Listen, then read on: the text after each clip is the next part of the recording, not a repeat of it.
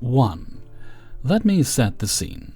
A young woman still currently working as a cashier at a hardware store that primarily likes a color that is the same name as a fruit. Been working for the company for over 5 years.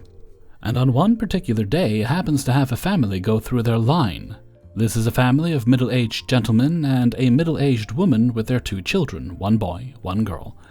The girl looks almost 7 years old, and the boy looks about 5 or 6.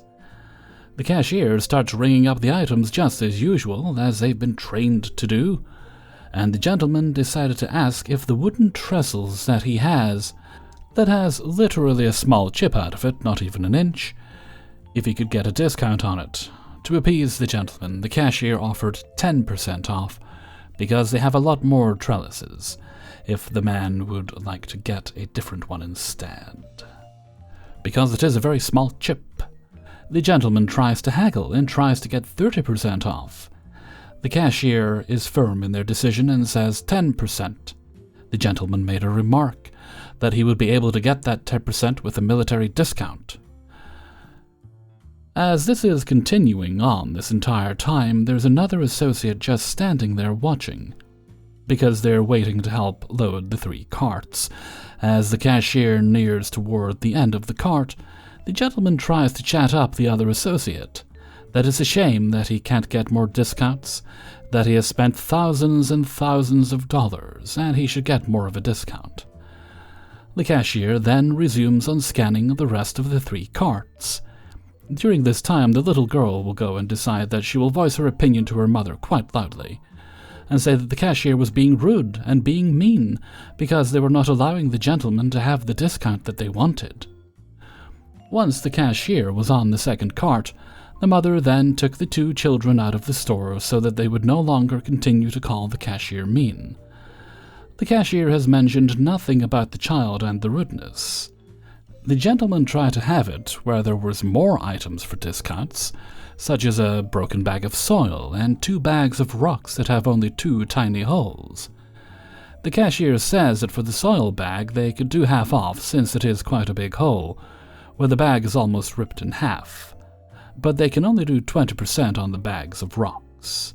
The gentleman again tried to argue for more of a discount, and the cashier had to explain that they could understand the discount of 50% off for the bag of soil, because it was ripped open, that if they were able to repair the bag with a piece of tape, they would be charged at full price. She asked the gentleman if he would like her to get a piece of tape. He said no.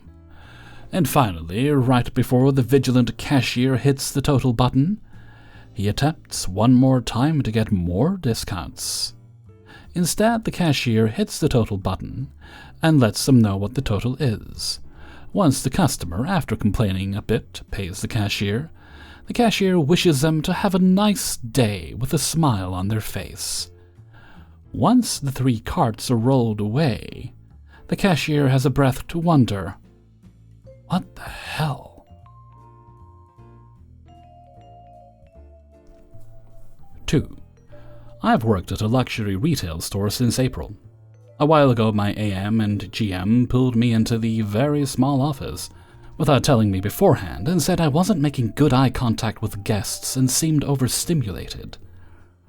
I took this as feedback, and every shift since then I have focused on connecting better with guests. I assumed that for practice I'd adjust to the busy retail environment, and I felt that I did. They reminded me it's okay to ask questions as well. For context, I am diagnosed with ADHD, but from what others have said about me, I'm starting to think I may have autism as well, or maybe I am misdiagnosed. Fast forward to today. My GM taps me on my shoulder, no touching, and says to follow her near the end of my shift. We go into the office, and as my AM is also sitting there, she closes the door. They say that they know I am interested in a full-time position, and wanted to let me know of the expectations and performance. My GM said that she thinks I know what to do, but I blank, panic, get flustered, and ask for help. She interprets that as me asking coworkers to fix the issue for me. I do not agree with this. When I ask for help, it's because I genuinely don't know something, and I know that I will just waste the guest's time. Other times I try some things and it's still not working, so then I ask for help. Other times the line is wrapped around the store, so naturally I ask someone who knows more than me to assist me and speed things up. I took their feedback of asking for help before, but now it is too much. I also do not feel panicked or flustered, or that my mind goes blank, so I don't know how to improve on this. She also said that when I am flustered or feel sick, I have a chronic illness that has been flaring recently, that I come off as crass, that guests can tell, and that it could negatively impact MPOs. Ratings? I don't know if that's the correct acronym. I'm very self-aware, which my AGM and GM pointed out, and I swear I have never been crass. My mouth hurts from smiling, my throat hurts from raising my pitch. I am so hyper-aware of being analyzed that I constantly think about smiling enough and making eye contact. I've gotten thanked by many guests and told that I am so helpful, and even asked my name by one so that they could give me a positive review. So this was the most hurtful thing to hear, as I feel like a burden to the store, and bad that I've been rude somehow to customers. My only thought is that maybe my facial expressions aren't coming across the way I think they are. Or maybe my tone isn't the way I think it is either.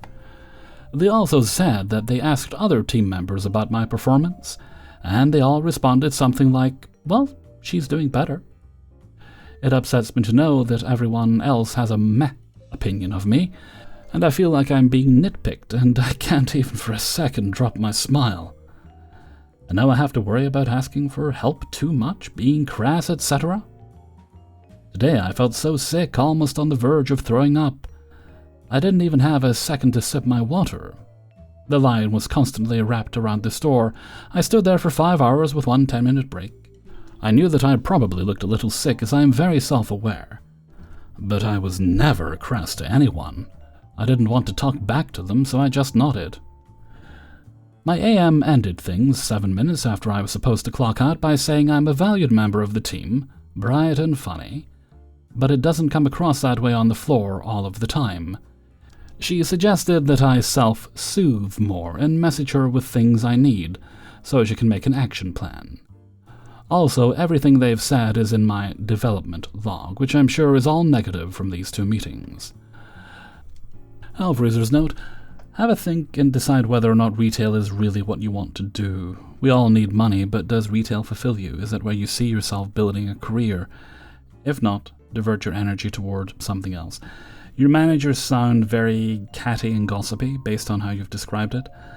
You may want to look into another career path, or you may just want to find yourself in another store if you really do enjoy retail. Their feedback isn't helpful. You say you have ADHD, you may be on the autism spectrum. If that is the case, I'd look into getting reassessed just to confirm that. And if indeed you are on the autism spectrum, they may have to be a little more reasonable with what they do. You can get like a letter of accommodations.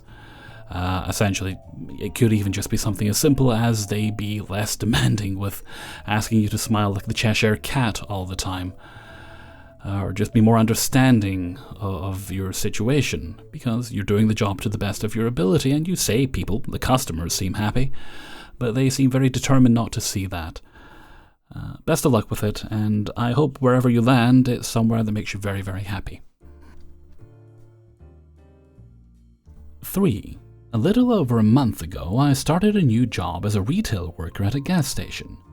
My job duties consist of cleaning the restrooms, sweeping and mopping the floors, facing and stocking the station, cleaning the pumps and replenishing the windshield cleaner buckets, making bags of ice and putting said bags in the ice freezers, taking out trash bags, as well as running the cash register. I do a little bit of everything throughout each workday, which I like as it keeps things interesting and makes the workdays go by very quickly. Thankfully, I usually only have to deal with one rude customer a day, and overall, I'm not hating the job. With that said, whenever the night shift manager comes, she makes it absolutely unbearable for everyone. My shifts start at 8 a.m. and 10:30 a.m. and end between 4 p.m. and 6:30 p.m. so I don't have to deal with the night shift manager for very long until I get off. She comes in at 3 p.m. But that final stretch of the workday is absolute misery when she's there. She's an old hag and gives off a persona that she's all holy and godly. Praise Jeebus. But the way she treats those she manages is nothing like holy and godly. She yells, micromanages, and treats everyone as if they're stupid children. She makes an especially huge deal out of welcoming in every customer, and if she catches you not saying hi or welcome to every customer who walks in, she becomes as pleasant as a fart in an elevator. I'm a very soft-spoken person, and I'm also neurodivergent, so raising my voice causes me actual pain. The cash registers are on the opposite end of the station from where the customers walk in, so when greeting customers you have to speak pretty loudly. Due to the reasons previously mentioned, I can't do this, and the night shift manager has made my life a living nightmare over it. It's not like I'm not trying, but I physically can't raise my voice very loudly. In one particular instance, she scolded me in front of a line of customers over it, and everyone was visibly uncomfortable. She then demanded that I say hi or welcome over and over again, louder and louder each time, and despite raising my voice, she kept responding by saying, "I can't hear you, I can't hear you." This was absolutely awful, and I considered not returning the next day. I did, though, as I live in a rural town with limited job opportunities, so it's not very easy to just go and find a different job, and with my neurodivergence, it makes the process of getting a job especially stressful. Plus, I don't want to quit after barely a month, as that would look terrible on my resume, and would affect my chances of getting jobs in the future. No one is going to hire someone who's, based on their history, going to quit after a month. It's frustrating, as, with the only exception of being the hag of a night shift manager, I don't mind the work. I wouldn't say I like it, as a job is a job, and all jobs suck. Or so the ones in my area. But I don't mind it. My dream is to someday get a remote video editing or marketing job, but those are incredibly competitive and hard to get. For the time being, this gas station job will hold me over. But the night shift manager is truly unbearable. None of my other managers or colleagues give me a hard time or get on my case except her, and it's incredibly irritating. A couple of weeks ago, the night shift manager took a week-long vacation, and it was so pleasant without her. Everyone was visibly less happy upon her return. Any advice is appreciated, but I was mainly just looking to vent. Hellfreezer's note. Oh, do I have advice. First thing, yelling at you in front of customers, highly unprofessional, out of line, probably against store policy.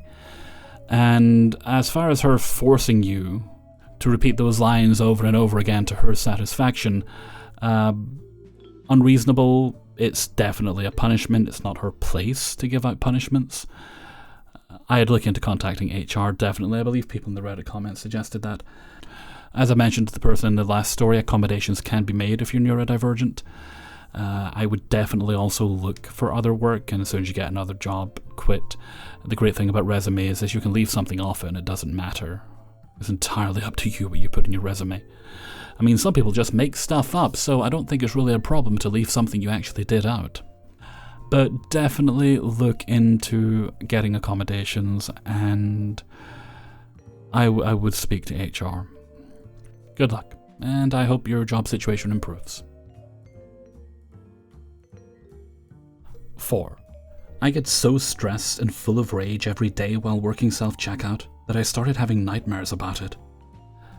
I want to believe that the machines are emitting neurotoxic radiation that causes the folds in your brain to completely smooth out, because it's the only way I can rationalize customers reverting back to a pre-consciousness developmental stage of absolute delirium and uncontrolled emotional reaction when they come to my registers. But I actually can't believe any of that, because even though a casual glance would make it appear it was their very first day in the world, they always manage to find a way to be profoundly rude in ways that only years of studying at the University of Social Hostility can achieve. Why do people who know they hate self-checkout come over to use it when there are available cashiered registers just so they can get angry about using it, and then ensure myself and other customers are their very own personal audience, when they loudly groan after every item they scan, and repeatedly declare how much they hate it. Why do people who need assistance from me, the employee, try to correct me and tell me how the register actually works after I explain it to them? Because they did it like that before. When they absolutely did not, because the register has never worked like that. Why do they need help at all if they're such experts? Why does every older man, who I theorize has never smiled a day in his life, become non-verbal when he needs help, simply glaring at the register and throwing his hands up, turning to me to beckon for help with a single pointer finger gesture of, "Come here." Like a child that just got in trouble with their parent, and then pointing at the register with his hands up in the air again, just to have me guess what the profound dance and unsung song of the silent man could reveal if I, the lowly jester, were even a fraction as perceptive as his scowl is penetrating. Why do customers who, when every single self-checkout register is free, choose to need to use the one that I am cleaning, putting money in, generally and obviously using, only to stand there impatiently and then grimace at me once I've finished interrupting what I was doing and leave? As if it was personally insulting that I would think I could be there in the first place. Okay, I'm done. I can understand people don't always grasp the machines and that they are different at every store, but I'm also not the strongest minded when it comes to enduring retail. But I just need to vent, because the repeated narcissism and lack of respect and entitlement are all such a toxic test of patience. At least there are also very normal and kind customers and co-workers who understand. I just hope I stop having nightmares. 5. I was working at McDonald's at the time. This McDonald's was only a little food court kiosk at a popular mall. I had missed breakfast, so I was admittedly really grumpy. This was my first job ever, so I was pretty unprofessional at the time. Hour after hour passed, and I was really hungry and grumpy. I tried to not let it affect me, but little things keep eating at my soul, like all the kids who made out with our counter, or any adults who ordered something we couldn't make or something another restaurant served. I responded with my best customer service at the time, talking to my manager about what we could or could not serve. It was my first job. The father came up with his son and daughter, cute kids, but his daughter was shoving the children's menu in her face. Now all the kids at our little establishment sucked on the counter, put their germ-ridden little hands all over the kids' menus, or drooled over everything. This little girl was shoving the children's menu all over her face, an invitation to disease if I had ever seen one. Yuck. I, in my best voice at the time, like any parent would tell their kids, told her, "Please put that down." That father looked at me like I had just insulted his ancestors. This guy wanted me to know I was dirt, and that he was the only one who could control his beastly excuses for children. Thankfully, my manager at the time believed me, and the father left with his 2 monsters. And there will be a special announcement from moderator Shigar at the end of the video. Hey everybody, Hellfreezer here, and thank you very much for listening to Adventures in Fast Food and Retail, episode 210.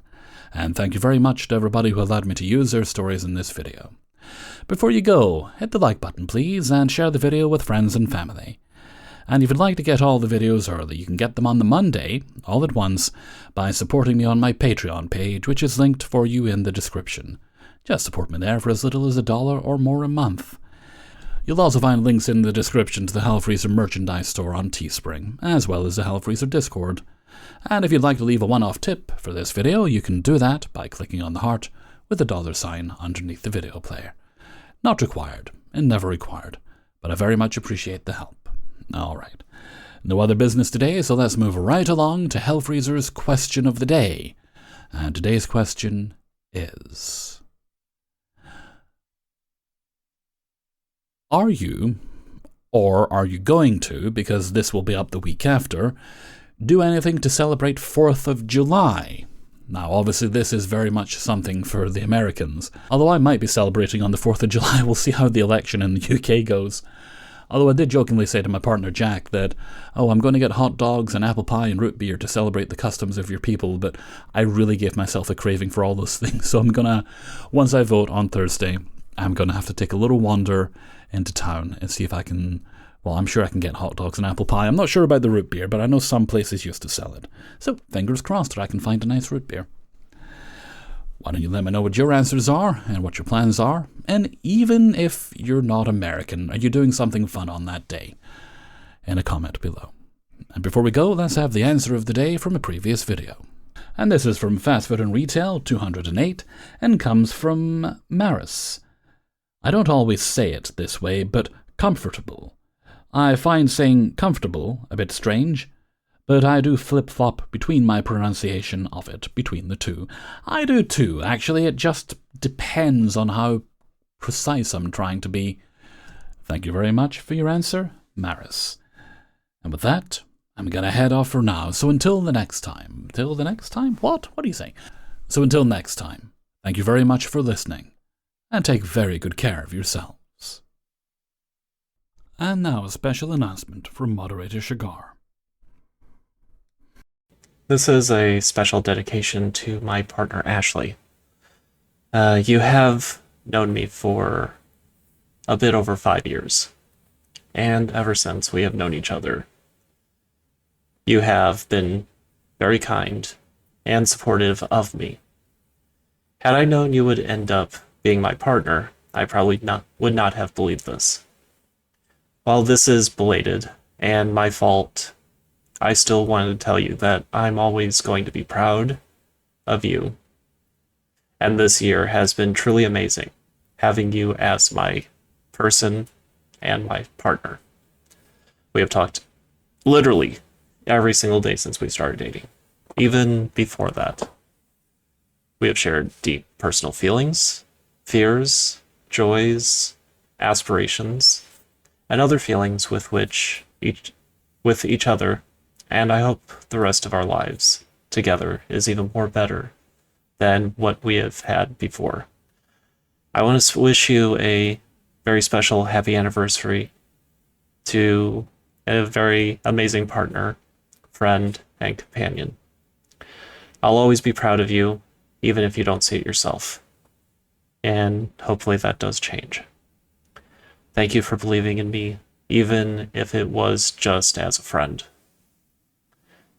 In less than a month from this video, you'll soon be here for keeps, and I look forward to that point. I know you're trying your best, and I will keep supporting you too. And from my life to yours and always, well, me, Shigar. I love you, and I can't wait for you to come live with me, and we can start planning our wedding and having a wonderful life together. May you find this in well-being, and it brings a smile to your face. And thank you to Hellfreezer for letting me give him this video, well, audio clip, to upload for his video. And I hope he also has a good day. And as he says, thank you for listening, and take very good care of yourselves.